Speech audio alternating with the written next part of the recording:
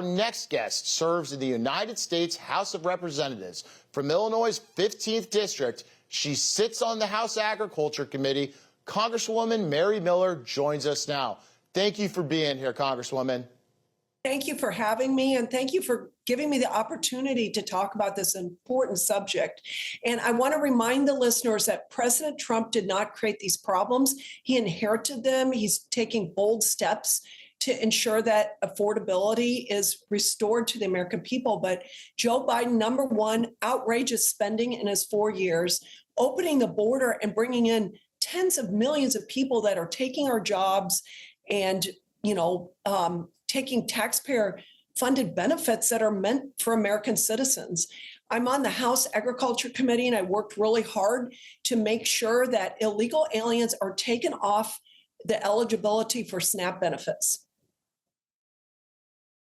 I'm so glad you're doing that. Talk to me about what your Democrat colleagues are saying when you point out these obvious problems. I mean, are they just nakedly transparent about the purpose of all of this mass migration and spending? Well, they deflect from the problem, which was 4 years of Joe Biden's outrageous spending. He just pumps so much money out there that it's devalued the dollar, and it takes more dollars to buy something. Then he shut down American energy. Everything goes back to energy. You got to transport the food, you got to produce it. That all takes energy. President Trump is taking bold steps to restore our energy independence. But also, blue states like Illinois have rolled the red carpet out for illegal aliens, giving them every sort of benefit. And it's so discouraging and insulting to the American taxpayers and to families that are trying to, work a budget. Discouraging and insulting, some would say, was the purpose of the Biden border crisis, to humiliate and subordinate a citizen population in favor of an illegal one.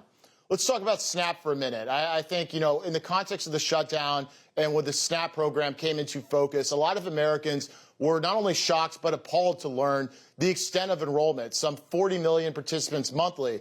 And it's not only that, I'm sure you saw the same videos that are circulating on social media of what a lot of individuals were buying with SNAP. It wasn't fruit and vegetables, Congresswoman. What's your take? Well, the number one product purchased with SNAP benefits is sugary drinks. And one of my very first ag hearings, I suggested that people should not be allowed to do that. And, I got some pushback on that. They wanted to know what they were supposed to drink. And I said, well, water, that's what we drink.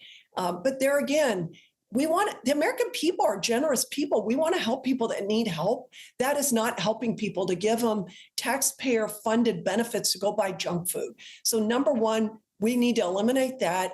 Number two, illegal aliens should not be getting these benefits. And I think Secretary Rollins is doing a great job demanding transparency and accountability. And these states, including Illinois, that will not cooperate with the USDA, yes, cut off their benefits and make them explain to their citizens why this has happened. Couldn't agree with you more, Congresswoman. Thanks for coming on. You're welcome. Stay tuned.